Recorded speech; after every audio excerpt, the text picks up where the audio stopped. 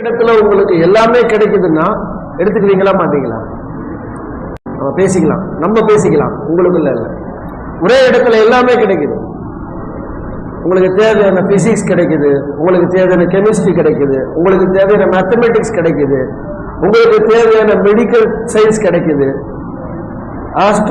Astrophysics கிடைக்குது. எடுத்துக்கலாமா கூடாது? இன்னைக்கு ஃபாதர் ஆஃப் பிசிக்ஸ் யாரு? Isaac Newton father of physics.